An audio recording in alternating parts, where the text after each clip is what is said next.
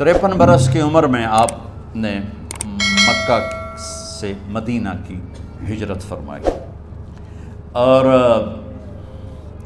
10 برس آپ نے مدینہ میں قیام فرمایا۔ 11 ہجری میں آپ حج کے لیے تشریف لے گئے اور یہ صورت آئی 11 تاریخ کو 11 حج کے ذوالحج، اذا جاء نصر اللہ والفتح۔ اس میں اشارہ تھا کہ میرے نبی آپ کا مشن مکمل ہو چکا ہے، اب آپ ہمارے پاس آنے کی تیاری فرمائیں۔ 29 محرم صفر 29 صفر عصر کی نماز کے بعد ایک جنازہ تھا۔ اس جنازے کو پڑھانے کے بعد اس کو دفن کے لیے آپ جنت البقیع تشریف لے گئے۔ وہاں سے واپس ہونے لگے تو سر درد اٹھا اور وہ درد ایک دم بڑھنا شروع ہوا، اور اس دن باری حضرت عائشہ کے گھر کی تھی، تو آپ گھر میں تشریف لاتے لاتے درد کے ساتھ بخار، تیز درد، تیز بخار، اور 14 دن 12 ربیع 29 30 2 دن یہ اور 12 دن اگلے 14 دن آپ نے بیماری دیکھی، مسلسل سر درد اور مسلسل بخار۔ اور روزانہ آپ جب گھر بدلتے، اس وقت 9 بیویاں زندہ تھیں، تو آپ پوچھتے کل کس کی باری ہے، کل کس کی باری ہے؟ جی میمونہ کی ہے۔ اگلا دن کل کس کی باری؟ جی حفصہ کی ہے۔ کل کس کی باری ہے؟ ام سلمہ کی ہے۔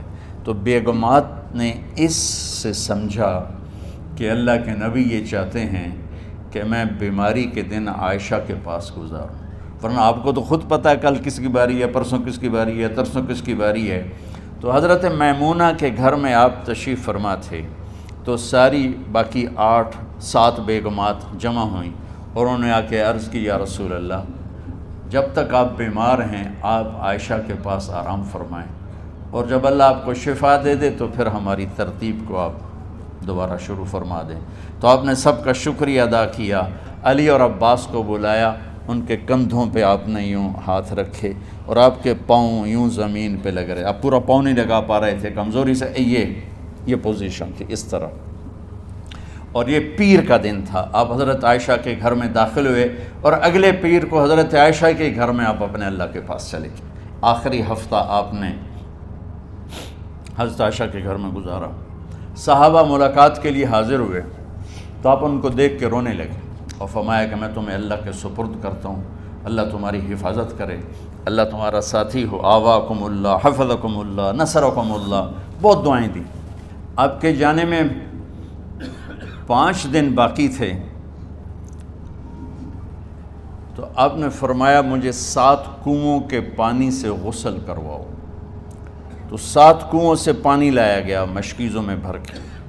تو حضرت عائشہ کے گھر میں کوئی ایسا ٹب نہیں تھا جس میں بیٹھ کے وہ آپ نہا سکتے، تو حضرت حفصہ کے گھر سے ٹب منگوایا گیا، آپ اس میں بیٹھے، تہمت باندھا ہوا تھا، کرتا اتارا، اور آپ پر 7 کنوؤں کا پانی ڈالا گیا، تھوڑا تھوڑا تھوڑا تھوڑا تھوڑا تھوڑا، تو اس سے بخار کی شدت کم ہوئی، اور آپ سر درد کی وجہ سے آپ نے ایسے پٹی باندھی سرخ رنگ کی، اور اس کے بعد حضرت علی اور فضل بن عباس کے کندھوں کا آسرا لے کر آپ مسجد میں تشریف لائے اور آپ ممبر پر بیٹھے اور آپ نے فرمایا، لوگوں میرے جانے کا وقت آ چکا ہے، میں نے کسی پر زیادتی کی ہو، کسی کو تھپڑ مارا ہو، کسی کو چھڑی ماری ہو، کسی کا حق دبایا ہو، تو میں اپنی جان کے ساتھ، مال کے ساتھ حاضر ہوں، مجھ سے یہیں بدلہ لے لو، آخرت میں میرے خلاف کوئی دعویٰ نہ کرنا، میں آخرت کے حساب کو برداشت نہیں کر سکتا۔ جن کے طفیل لوگوں کا حساب معاف ہوگا، جن کی طفیل، جن کی شفاعت پر لوگ بے حساب جنت میں جائیں گے، وہ روتے ہوئے فرما رہے ہیں کہ میں آخرت کے حساب کو نہیں دے سکتا۔ تو سارے صحابہ رونے لگے، لیکن آپ اپنی بات کو دہراتے رہے، کوئی بھی نہیں اٹھا۔ تو آپ نے ظہر کی نماز پڑھائی، ظہر کے بعد پھر ممبر پر آئے اور فرمایا کہ لوگو یہیں مجھ سے حساب کتاب کر لو، آگے نہ کرنا، بتاؤ میں نے کسی کا کوئی حق دینا۔ ایک صحابی کھڑے ہو، یا رسول اللہ آپ نے میرے 3 روپے دینے ہیں، 3 درہم۔ تو آپ نے فرمایا دینے ہوں گے ضرور، پر مجھے یاد نہیں، بتاؤ کہ کس طرح دینے ہیں؟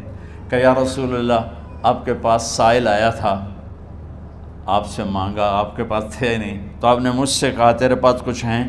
تو میرے پاس 3 درہم تھے، تو آپ نے فرمایا تو دے دے، میں بعد میں ادا کر دوں گا۔ تو ہاں یاد آ گیا۔ تو میرے نبی کے گھر میں تو تیل نہیں تھا، ایک چھٹانگ جس سے چراغ جلتا، پیسہ کہاں سے آتا؟ تو آپ کے سامنے آپ کے کزن فضل بن عباس کھڑے تھے، آپ نے فرمایا فضل میرا قرضہ ذمے لیتے ہو؟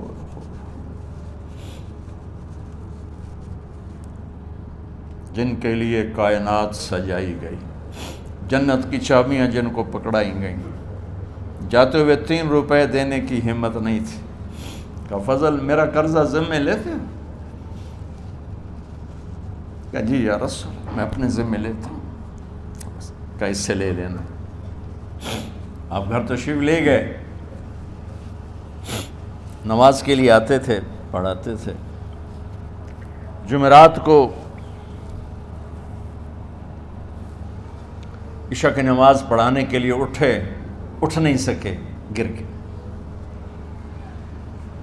پھر اٹھنے لگے، اٹھ نہیں سکے، گر گئے، پھر اٹھنے لگے، اٹھ نہیں سکے۔ تو آپ نے فرمایا ابو بکر سے کہو نماز پڑھائے، عشاء کی نماز۔ ابو بکر ذرا پیچھے کھڑے تھے، عمر آگے کھڑے تھے۔ تو لوگوں نے کہا نماز ہی پڑھاونی ہے، کوئی پڑھا دے وے، تو انہوں نے حضرت عمر کو آگے کیا، انہوں نے کہا اللہ اکبر۔ جب حضرت عمر کی تکبیر سنی تو آپ نے اندر سے زور سے فرمایا عمر کو پیچھے کرو، ابو بکر کو آگے کرو، میرے رب کا فرمان ہے میرے مصلی پر ابو بکر کے سوا اور کوئی کھڑا نہیں ہو سکتا۔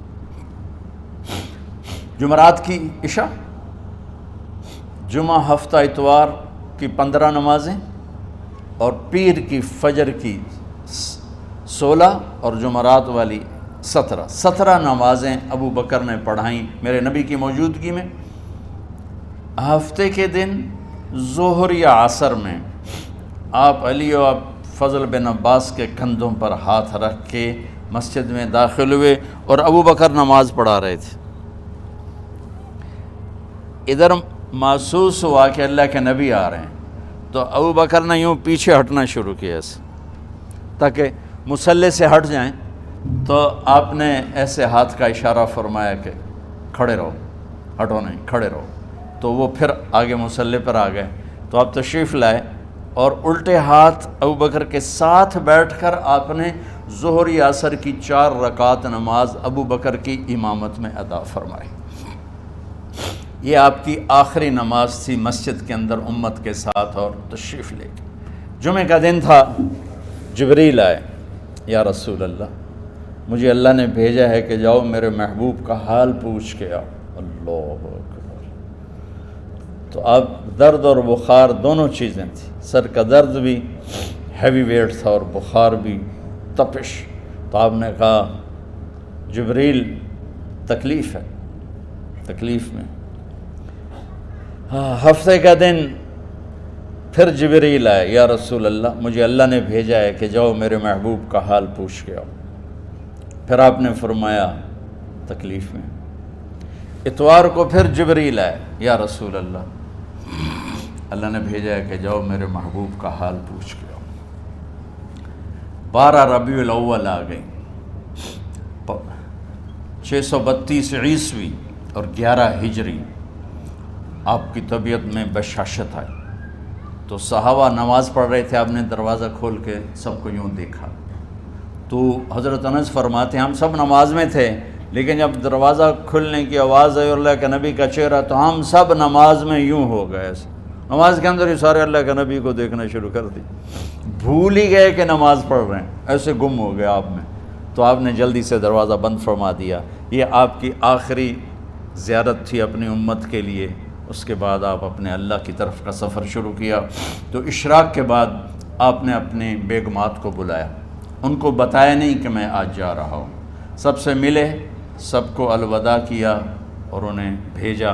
اس کے بعد آپ نے حضرت فاطمہ کو بلایا، جنت کی عورتوں کی سردار، سب سے زیادہ محبوب بیٹی، سب سے زیادہ جگر کا ٹکڑا، دل کا ٹکڑا کا، جس نے فاطمہ کو دکھ دیا مجھے دکھ دیا، جس نے اسے سکھ دیا مجھے سکھ دیا۔ ہاں، ان کو قریب کا، بیٹی قریب ہو، تو ان کے کان میں کہا میں جا رہا۔ وہ رونے لگی، تو ہم نے کہا رو نہیں، چند دنوں کے بعد تیری میری ملاقات ہو جائے گی سب سے پہلے۔ تو 6 ماہ بعد حضرت فاطمہ کا بھی 24 سال کی عمر میں یا 25 سال کی عمر میں انتقال ہو گیا۔ ان کو رخصت فرمایا، پھر آپ نے داماد مولا علی کو بلایا، ان کا سر اپنی گود میں رکھا اور ان کے سر پہ اور کمر پہ ہاتھ پھیرتے رہے اور ان کو دعائیں دیتے رہے۔ آہستہ آہستہ تھی، آواز اونچی نہیں تھی، پست آواز تھی، اور یوں سر پہ کمر پہ، سر پہ کمر پہ، اور دعائیں دے رہے ہیں۔ ان کو رخصت فرمایا، آخر میں اپنے جگر کے ٹکڑے حسن اور حسین کو بلایا، جو ہی سینے سے لگایا آنسو شروع ہو گئے۔ بیویوں کو رخصت کیا، خاموش، بیٹی کو رخصت کیا، خاموش، داماد کو رخصت کیا، خاموش، جو ہی بچوں کو سینے سے لگایا تو آپ کے آنسو نکلنا شروع ہو گئے کہ ایک زہر میں تڑپ تڑپ کے مرے، ایک کا سر کٹ کے نیزے پہ چڑھا۔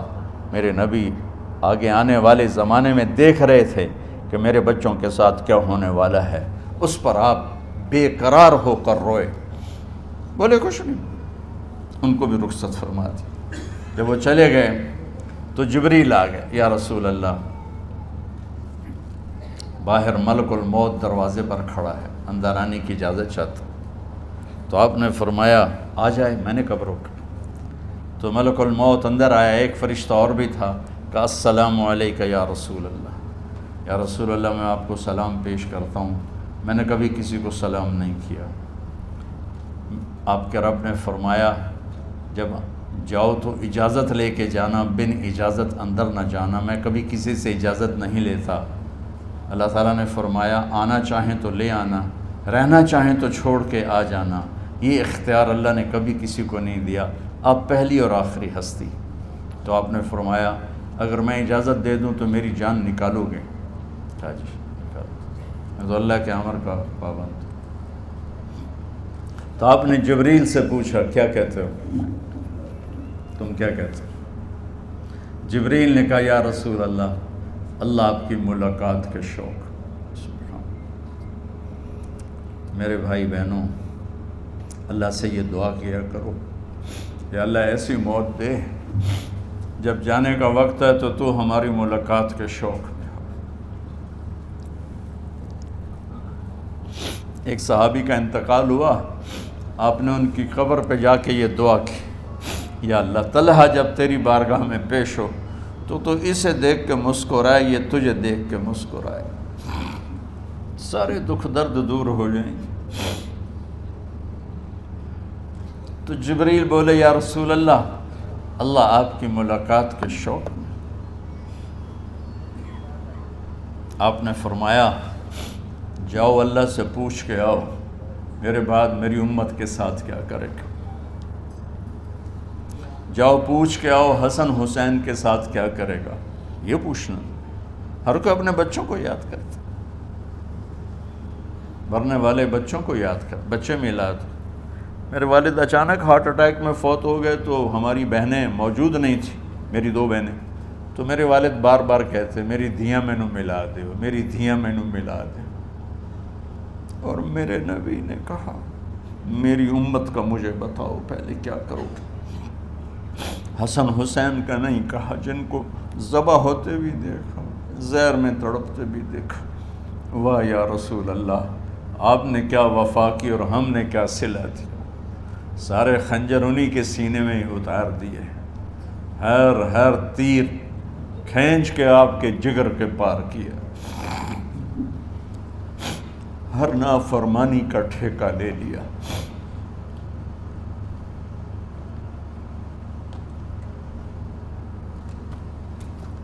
آؤ پوچھ کے آؤ میرے بعد میری امت کا کیا کرے گا. تو جبریل جا کر پیغام لائے کہ اللہ تعالیٰ فرما رہے ہیں ہم آپ کی امت کو تنہا نہیں چھوڑیں گے. میرے رب کی عزت کی قسم خواتین و حضرات، میرے رب کی عزت کی قسم، میرے نبی یہ بات نہ اٹھاتے تو کوئی ہم میں خنزیر بنتا، کوئی بندر ہو جاتا، کوئی کتا ہو جاتا، کوئی سانپ بچھو بن جاتا. اس کملی والے پہ درود و سلام پڑھو جس نے اولاد کو پیچھے کر کے تمہیں اللہ سے مانگا. جب تک اللہ نے یہ نہیں کہا کہ آپ کی امت کے بارے میں راضی کر دوں گا، آپ نے فیصلہ نہیں کیا کہ چلو ملک الموت اللہ کی تقدیر کو پورا کرو. اور جاتے ہوئے 2 نصیحتیں فرمائیں، وہ بھی بچوں کے لیے نہیں، بیویوں کے لیے نہیں، امت کے لیے. الصلاۃ وما ملکت ایمانکم، اے میری امت نماز نہ چھوڑنا، نوکروں سے اچھا سلوک کر. حقوق اللہ نماز، حقوق العباد غریب لوگ کا فرمایا غریبوں پہ ترس کھانا، اپنے نوکر ملازم غلاموں پہ ترس کھانا، اور نماز نہ چھوڑنا، نماز نہ چھوڑنا، نماز نہ چھوڑنا، نماز آخر الفاظ سے نماز نہ چھوڑنا، نماز نہ چھوڑنا، نماز نہ چھوڑنا. اور اب حضرت عائشہ کے سینے پر اس طرح نیم دراز تھے. حضرت عائشہ یوں سیدھا بیٹھی ہوئی تھی. اب فرمایا کل مجھے فخر حاصل ہے، مات فی سحری و نحری، میرے نبی نے میری گردن اور سینے کے درمیان اللہ کو جان پیش کی. آپ اس طرح نیم دراز تھے. تو تھوڑی دیر پہلے عبد الرحمن بن عوف آئے، آپ کے عبد الرحمن بن ابو بکر آئے، آپ کے ہاتھ میں تازہ مسواک تھا. تو آپ مسواک بہت فرماتے تھے. تو آپ اتنے کمزور ہو چکے تھے کہ بولا نہیں جا رہا تھا. تو آپ کی نظریں مسواک پہ ٹک گئیں، دیکھے جا رہے ہیں، مسواک کو دیکھے جا رہے ہیں. حضرت عائشہ نے محسوس کیا کہ نظریں مسواک پر ہیں. تو کہا یا رسول اللہ اب مسواک کرنا چاہتے ہیں. تو آپ نے تو حضرت عائشہ نے اب بھائی سے لے کر وہ لکڑی اور اپنے منہ میں چبائی اور آپ کے منہ میں اس طرح کر کے خود چلائی. کہا میں وہ خوش قسمت ہوں جس کا لعاب آخری غذا تھی جو میرے نبی کے منہ میں گیا، وہ حضرت ام عائشہ کا لعاب مبارک تھا. اور پھر اس کے بعد اگلا یہ سارا واقعہ ہوا. تو آپ نے کہا الصلاۃ وما ملکت ایمانکم، ایک نماز نہ چھوڑنا، ایک اپنے نوکر نوکرانی غلاموں سے اچھا سلوک کرنا، اور پھر اللہم الرفیق الاعلی، یا اللہ بلا لے. جب آپ نے اعلان کیا کہ چلو تقدیر کو پورا کرو، تو جبریل بھی غمگین ہو کر کہنے لگے یا رسول اللہ پھر میرا بھی آج دنیا میں آخری دن ہے، آج کے بعد میں بھی کبھی اس دنیا میں لوٹ کے نہیں آؤں گا، یعنی وحی کے ساتھ. آپ کی آنکھیں بند ہوئیں. حضرت عائشہ رضی اللہ تعالیٰ عنہ کی چیخ نکلی تو ساری بیگمات دوڑی آئیں. تو آپ کی منزل پوری ہو چکی تھی. تو آپ کو لٹایا گیا اور چادر ڈال دی گئی. ابو بکر رضی اللہ تعالیٰ عنہ اپنی دوسری بیگم کے پاس گئے تھے، عوالی، 3-4 میل. پتہ چلا تو وہاں سے گھوڑے پر وہ دوڑتے ہوئے آئے اور آ کر آپ کے ماتھے سے چہرے سے کپڑا ہٹایا اور آپ کے ماتھے پر بوسہ لیا. تو آپ کے آنسو ماتھے پر گرے. کوا و نبیہ وا خلیلا وا صفیہ، ہائے میرا نبی، ہائے میرا دوست، ہائے میرا خلیل، ہائے میرا جگر. کہ یا رسول اللہ آج کے بعد آپ کوئی دکھ نہیں دیکھیں. جب آپ درد سے بے قرار تھے اور بی بی فاطمہ رضی اللہ تعالیٰ عنہ ساتھ بیٹھی تھیں، تو آپ کی بے قراری کو دیکھ کر وہ رونے لگی کہ ہائے میرے ابا کا درد، ہائے میرے ابا کا درد. تو میرے نبی نے کہا ما علی ابی کی کرب بعد اليوم، بیٹی آج تیرے باپ کے دکھ کا آخری دن ہے، آج کے بعد کوئی دکھ نہیں دیکھیں گے. تو صدیق نے کہا آپ آج کے بعد کوئی دکھ نہیں دیکھیں گے. اب تشریف لے گئے مسجد میں تو کوہرام مچا ہوا تھا، کچھ گمسم تھے، اور عمر رضی اللہ عنہ تلوار اٹھائے ہوئے تھے. جو کہے گا اللہ کا نبی فوت ہوگا میں سر اڑا دوں گا، وہ فوت نہیں ہوئے، وہ اللہ کے پاس گئے. ایک جنونی کیفیت پیدا ہوگی، وہ واپس آئیں گے، سارے کفار سے جہاد کریں گے. تو ابو بکر ممبر پر آئے، کہا عمر بیٹھ جاؤ. عمر کہنے لگے نہیں بیٹھتا، انکار نہیں بیٹھتا، اور تلوار ایسے. سبحان اللہ، واہ صدیق واہ. آپ نے ممبر پہ کھڑے ہو کر کیا سونے سے بھی لکھے جائیں تو کم ہے، قیمت اس سے زیادہ ہے. میرے صدیق نے کہا لوگو من کان یعبد محمدا فإن محمدا قد مات، جو محمد کی پوجا کرتے تھے تو آج محمد کو اللہ نے موت دی تھی۔ ومن کان یعبد اللہ فإن اللہ حی لا یموت، اور جو اللہ کی پوجا کرنے والے ہیں وہ یاد رکھو ان کا اللہ زندہ ہے، موت سے پاک۔ پھر آپ نے انک میت وانہم میتون، میرے محبوب آپ کو بھی موت آئے گی اور ان سب کو موت آئے گی۔ حضرت عمر فرماتے ہیں جب میں نے یہ آیت سنی تو میں یوں نہیں گرا، ایسے گرا سیدھا، ٹانگوں سے جان نکل گئی تو یوں گرے ایسے یوں، اور کہنے لگے مجھے یقین ہو گیا کہ موت آ گئی اور اللہ کے نبی ہمیں چھوڑ کے چلے گئے۔ غسل کون دے، کیسے دے؟ اہل بیت نے غسل دینا تھا۔ آپ کے کپڑے اتار کے غسل دیا جائے یا جو آپ نے کپڑے پہنے ہیں اسی میں غسل دیا جائے تو پریشان ہے، کیا کیا جائے؟ سب پہ اونگ طاری ہو گئی، ایک دم سب کو نیند آئی اور غیب سے آواز آئی کہ ہمارے نبی کو کپڑوں سمیت غسل دیا جائے۔ آپ کے بدن مبارک سے کپڑا نہیں اتارا، کوئی اتارے نہیں، تو اس آواز پر سارے بیدار ہوئے۔ تو حضرت عباس، فضل بن عباس، شقران آپ کے غلام، اور اسامہ بن زید اور علی بن ابی طالب آپ کو غسل دینے والے تھے۔ حضرت علی آپ پر پانی ڈال رہے تھے اور فضل بن عباس جسم کو مل رہے تھے، اور حضرت علی ساتھ ساتھ روتے ہوئے یا رسول اللہ آپ نے ہی ہمیں صبر کا حکم دیا، اگر آپ ہمیں صبر کا نہ کہتے تو آج ہم دنیا کو رو کے دکھاتے، اور آج ہم دنیا کو اپنا غم دکھاتے کہ کس طرح غم کیا جاتا ہے۔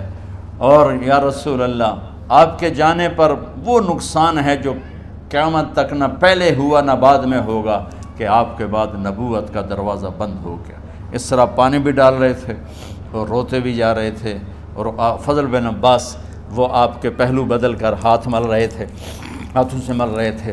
قبر کے کھودنے کا وقت آیا تو وہ لحد ہوتی ہے، کھڈا کھود کے پھر سائیڈ میں کھڈا کھودا جاتا ہے، اور ایک ہوتا اسٹریٹ جیسے ہمارے ہاں ڈال کے اوپر وہ سلیب ڈال دیتے ہیں، تو کیسے بنائی جائے؟ تو ابو طلحہ رضی اللہ تعالیٰ عنہ قبر بناتے تھے وہ والی لحد والی، تو فرمایا جو پہلے آ جائے گا نا وہی قبر تیار کر لے۔ تو ابو طلحہ پہلے آ گئے تو لحد والی قبر تیار کی گئی، اور آپ کے کفن دینے کے بعد وہی وہ سب چلے گئے۔ اس کے بعد باری باری اہل بیت، ان کی خواتین، ان کے بچے، پھر مہاجرین، ان کے خواتین، ان کے بچے، ان کے نوکر، پھر انصار، ان کی خواتین، ان کے بچے، ان کے نوکر۔ تو پیر اور منگل یہ 2 دن سارے گزر گئے، اور منگل کو عشاء کے بعد جا کر یعنی بدھ کی رات آپ کی تدفین کا وقت آیا۔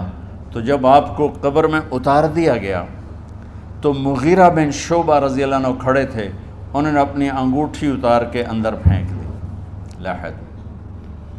تو پھر کہنے لگے علی یہ میری انگوٹھی نیچے گر گئی ہے، اٹھا لوں۔